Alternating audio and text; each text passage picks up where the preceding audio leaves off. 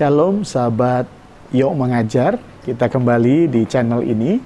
Dan hari ini kita mau membahas sesuatu yang sering menjadi pertanyaan bagi orang Kristen maupun orang di luar Kristen, yaitu kok bisa Tuhan Yesus ini dipercaya adalah Allah? Kok bisa Tuhan Yesus ini disebut Allah? Padahal Tuhan Yesus itu bukankah bisa mati, bisa lapar, bisa ngantuk, sehingga banyak orang menolak karena mereka tidak mengerti bahwa Tuhan Yesus adalah Allah. Nah, saya akan mencoba menjelaskan tentang bukti Tuhan Yesus adalah Allah, di mana ini bisa membuat kita paham, membuat kita lebih jelas kenapa Tuhan Yesus disebut Allah. Memang Tuhan Yesus tidak pernah menyebut dirinya adalah Allah, karena zaman itu memang nama Tuhan itu sangat sakral. Orang Yahudi mengenalnya dengan nama YHWH atau Yahweh. Saya sudah pernah bahas ini tentang nama Tuhan. Tetapi yang menarik, Yahweh di sini mereka bahkan tidak berani sebutkan nama itu. Contoh di Ulangan 6 ayat 4, ada doa yang paling terkenal, namanya doa dengarlah hai orang Israel, atau dalam bahasa Ibrani Shema Israel.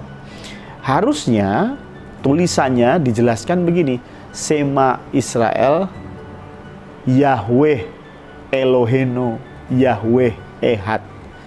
Tetapi karena mereka tidak boleh menyebut nama Tuhan dengan sembarangan, mereka tidak berani omong Yahweh. Karena itu mereka ganti menjadi Shema Israel Adonai Elohenu Adonai Ehad. Yahweh diganti dengan Adonai, padahal tulisannya jelas ditulis Yahweh. Tetapi mereka tidak berani omong Yahweh, mereka mengatakan Adonai. Juga di beberapa sekte Yahudi, bahkan mayoritas sekte Yahudi, mereka tidak berani omong Yahweh. Dan kalaupun mereka harus membaca Adonai atau Elohim, mereka harus menundukkan badan, begitu ya, ketika membaca Adonai atau Elohim. Dan ini terlihat sekali ketika kawan-kawan sahabat kalau sempat lihat di YouTube atau mungkin ada kesempatan untuk pergi ke Israel, Anda bisa melihat bagaimana orang Israel, orang Yahudi, ketika mereka berdoa di tembok ratapan atau di sinagog, mereka berdoa sampai begini. Kenapa mereka berdoa seperti itu? Kalau mereka di dalam bacaan Taurat mereka ketemu nama Yahweh atau nama Tuhan, mereka harus tundukkan badan. Ya, ini bentuk penghormatan mereka. Kalau juga masih mau cari searching di YouTube, bagaimana orang Yahudi, terutama yang wanita, ketika mereka mau keluar dari tembok ratapan atau tembok barat bait Allah, mereka tidak langsung putar badan langsung pergi, tidak. Mereka mundur beberapa ratus meter, ada yang 100 meter, ada yang 200 meter, mundur. Setelah mundur baru balik badan, ya. Kenapa? Karena mereka tidak mau menunjukkan, mohon maaf, pantat mereka ke Tuhan, karena bait Allah itu Tuhan, ya. Sehingga mereka menghormati betul Tuhan. Nah, karena itulah tidak mungkin di budaya yang seperti itu Tuhan Yesus berkata, aku adalah Tuhan, aku adalah Allah. Omong Allah, omong Yahweh, omong Adonai saja itu tidak boleh.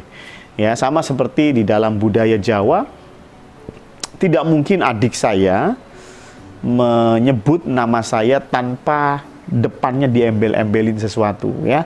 Bisa Mas, bisa kalau bahasa Jawa Mas, bahasa Sunda AA, ya, tidak mungkin langsung nama saya disebut.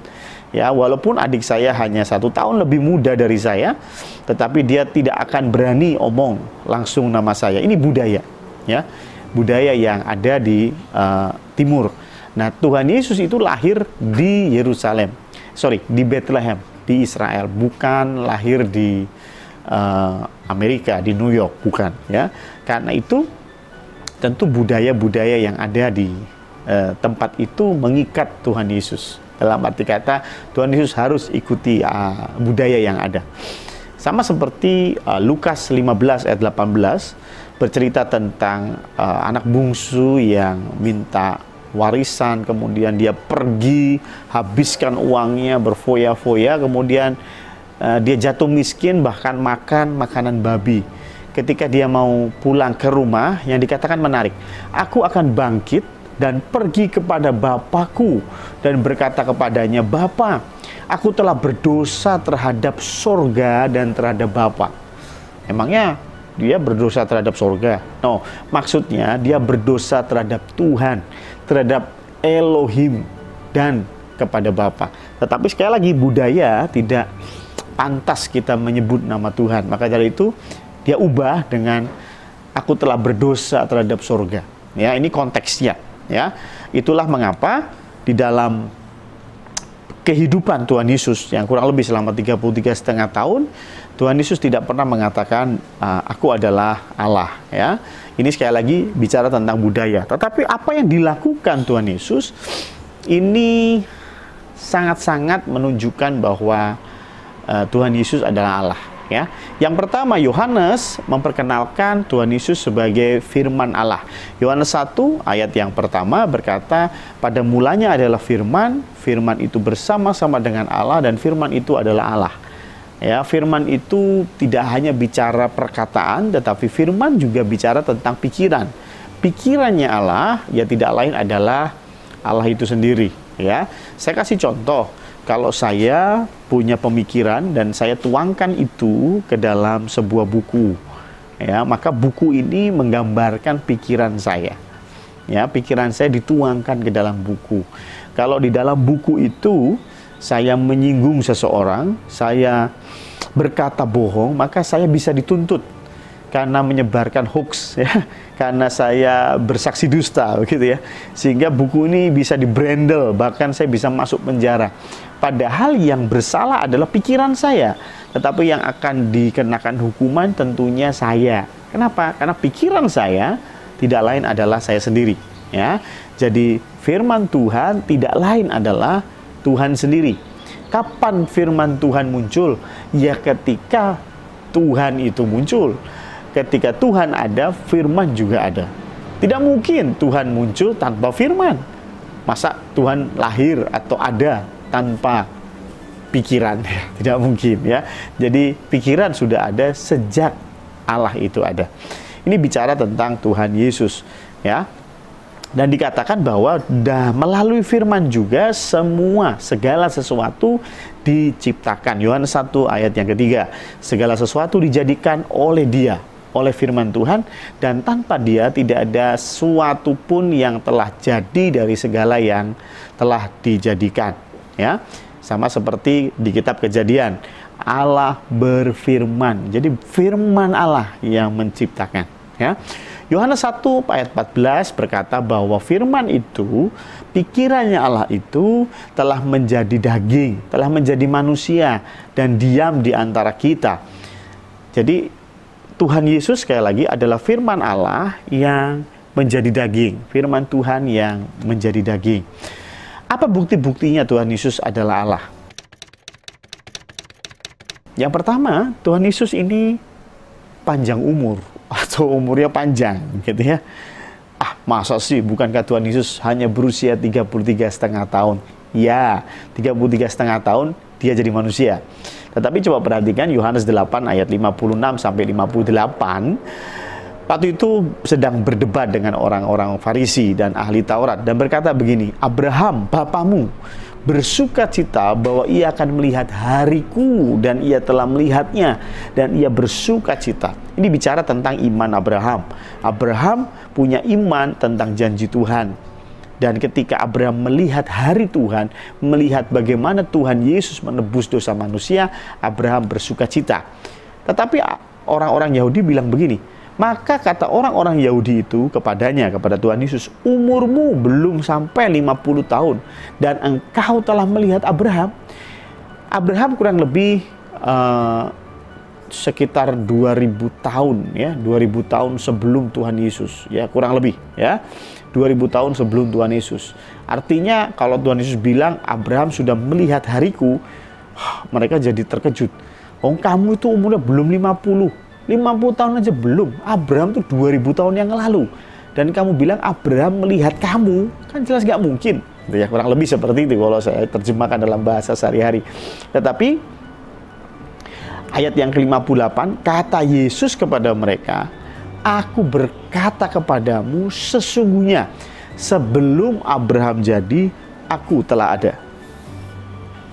Ya, sebelum Abraham jadi, sebelum Abraham lahir, Tuhan Yesus sudah ada.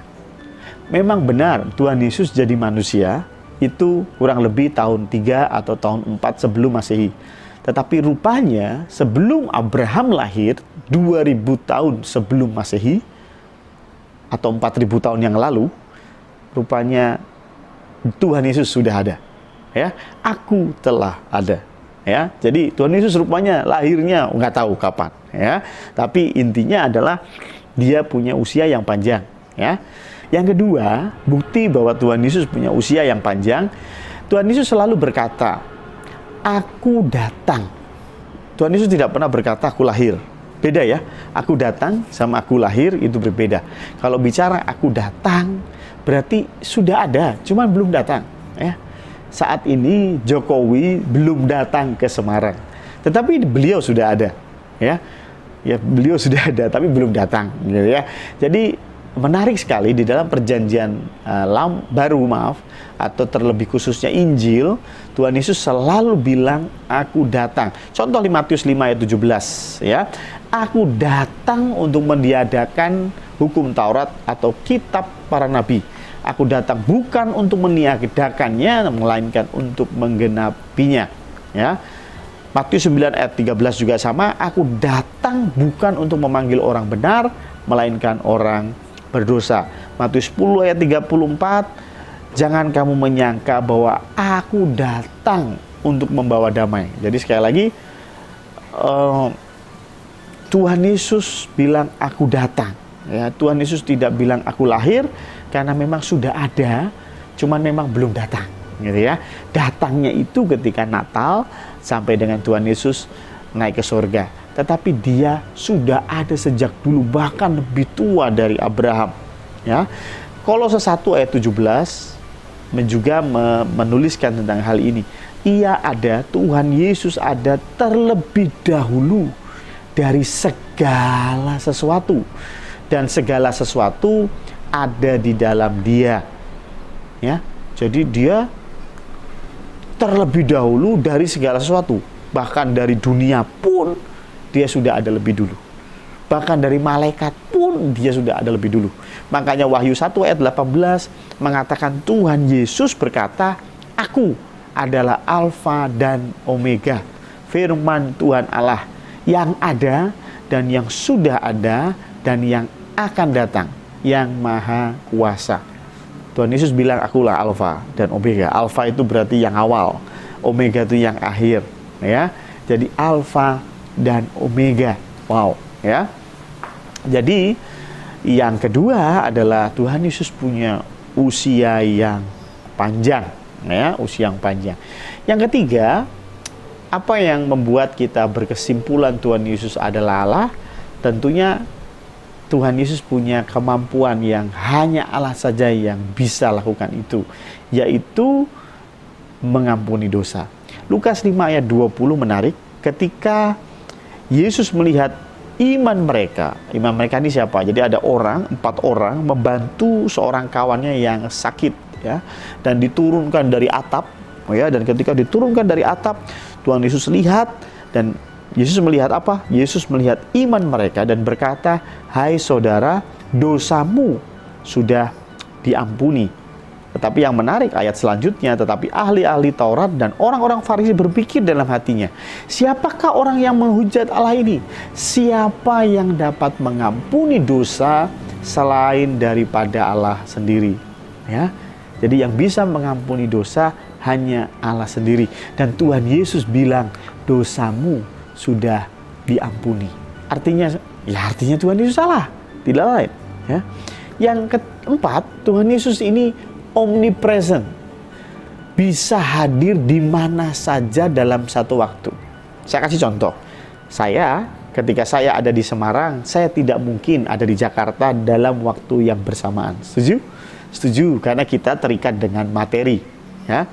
Kalau saya pergi ke gereja A, saya khotbah di gereja A, tidak mungkin di waktu yang sama saya juga khotbah di gereja B. Ya. Saya hanya ada di satu tempat dalam satu waktu. Tetapi yang bisa ada di banyak tempat dalam satu waktu itu Allah. Setuju nggak? Ya. Kenapa? Karena Allah ini tidak terbatas. Ya. Allah ini tidak terbatas. Ya. Kalau Allah bilang, aku akan menyertai kamu, apakah Allah hanya menyertai saya? Tidak menyertai orang lain? Ya, tidak mungkin. Kalau kita berdoa di Semarang, ada orang lain yang berdoa di Jakarta, Tuhan mendengar yang mana? Tuhan dengar dua-duanya. Setuju ya? Masa Tuhan bilang ke yang Jakarta, maaf ya, saya sedang di Semarang, jadi saya nggak dengar doa kamu. Itu namanya bukan Tuhan. Itu namanya ongol-ongol. Ya. Maka dari itu, ada ayat yang menyatakan bahwa Tuhan Yesus ini omnipresent. Dia bisa berada di mana saja dalam waktu bersamaan. Matius 18 ayat 20. Sebab di mana 2 atau 3 orang berkumpul dalam namaku, di situ aku ada di tengah-tengah mereka. Kalau dia manusia biasa, mungkin nggak? Ya, 2-3 orang berkumpul di dalam nama Tuhan Yesus hadir. Ya, saya tidak mungkin omong seperti itu. Kenapa? Saya tidak mungkin bisa ada di berapa orang dalam satu waktu yang berkumpul di dalam nama Tuhan saat ini saja. Ketika video ini dibuat, ada berapa banyak orang-orang yang berkumpul di dalam nama Tuhan Yesus? Mungkin 100, mungkin 200. Dan Tuhan bilang, aku ada di tengah-tengah mereka. Apakah Tuhan jadi 200? Tidak. Tuhan tetap satu, Allah tetap satu. Tetapi dia omnipresent. Dia ada di banyak tempat dalam satu waktu. Itu yang bisa adalah Allah.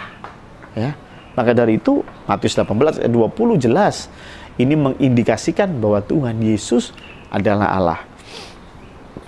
Yang kelima, Tuhan Yesus selalu berkata bahwa apa yang dikatakannya berasal dari dirinya. Ya. Dalam kata lain adalah, aku berkata kepadamu. Jadi betul-betul dari saya. Aku berkata kepadamu. Ya. Ini bukan dari Tuhan, maksudnya dari Bapa, bukan. Aku berkata aku sendiri. Kalau nabi-nabi lain selalu berkata bahwa firman Allah berkata kepadaku. Nah, ya, firman Allah mengatakan kepada kalian. Nah, itu nabi. Artinya yang diomongkan bukan dari dia, tapi dari Allah. Tetapi Tuhan Yesus selalu berkata, aku berkata kepadamu. Jadi aku yang memang ngomong kepada, ini statementku, bukan statementnya siapa-siapa. Ya, nabi itu adalah pembawa pesan. Kalau Tuhan bilang A, maka nabi harus bilang A. Dan ketika nabi bilang A, dia bilang apa? Inilah yang dikatakan Tuhan kepadaku. Baru dia omong. Ya, karena apa? Yang diomongkan bukan dari dia, tetapi dari Tuhan. Tapi Tuhan Yesus beda. Dia betul-betul berani. Matius 3 ayat 9 berkata, karena aku berkata kepadamu, karena aku berkata kepadamu, Allah dapat menjadikan anak-anak bagi Abraham dari batu-batu ini. Matius 5 ayat 18, karena aku berkata kepadamu, sesungguhnya selama belum lenyap langit dan bumi ini. Ini berarti omongan keluar dari Tuhan Yesus sendiri. Kalau dia hanya seorang nabi, tidak mungkin. Matius 5 ayat 44, tetapi aku berkata kepadamu. Ya. Ini berarti sekali lagi, apa yang dikatakannya berasal dari Tuhan Yesus sendiri. Tidak dari statement orang lain. Kenapa bisa begitu? Sekali lagi, dia bukan nabi biasa. Ya. Dia adalah firman Allah yang menjadi manusia. Tetapi ada yang menyangkal dan mengatakan dan mengutip dari Yohanes 14 ayat 28, aku telah mendengar bahwa aku telah berkata kepadamu, aku pergi, tetapi aku datang kembali kepadamu. Sekiranya kamu mengasihi aku, tentu akan bersuka cita karena aku pergi kepada Bapakku. Nah, ini yang terakhir yang dikutip. Sebab Bapa lebih besar daripada aku. Tuhan Yesus sendiri mengakui Bapa lebih besar daripada dia. Kalau Tuhan Yesus adalah firman Allah, seperti yang tadi disampaikan, artinya Tuhan Yesus sama besar dengan Allah. Tuhan Yesus adalah Allah. Kenapa Tuhan Yesus bilang bahwa Bapa lebih besar daripada dia? Ya, ini jawabannya sederhana. Karena ketika Tuhan Yesus menjadi manusia, dia itu sedang mengosongkan diri. Filipi 2 ayat 6. Tuhan Yesus yang walaupun dalam rupa Allah, dia itu rupanya Allah, seperti Allah, bahkan tidak hanya seperti Allah, memang Allah. Tidak menganggap kesetaraan dengan Allah itu sebagai milik yang harus dipertahankan, melainkan telah mengosongkan dirinya sendiri dan mengambil rupa seorang hamba dan menjadi sama dengan manusia. Jadi Tuhan Yesus yang adalah Allah, dia tidak mau pakai kealahannya, dia mau merendahkan diri menjadi manusia, ya, dan taat, bahkan taat sampai mati. Ayat ke-8 Filipi 2, dan dalam keadaan sebagai manusia, ia telah merendahkan dirinya dan taat sampai mati, bahkan sampai mati di kayu salib. Merendahkan diri itu apa sih? Ketika karyawan dimarahin bos, terus karyawan diem aja. Nah, itu bukan merendahkan diri. Apa itu? Ya emang nggak bisa ngelawan. Yang marah bos, bro, ya. Lu ngelawan, lu dipecat, selesai. Ya, itu bukan merendahkan diri. Merendahkan diri itu apa sih? Sebetulnya engkau mampu melawan. Sebetulnya engkau mampu berkata tidak. Engkau punya kuasa untuk melawan, tetapi engkau tidak lakukan itu demi sesuatu yang lebih besar. Ini namanya merendahkan diri. Ya.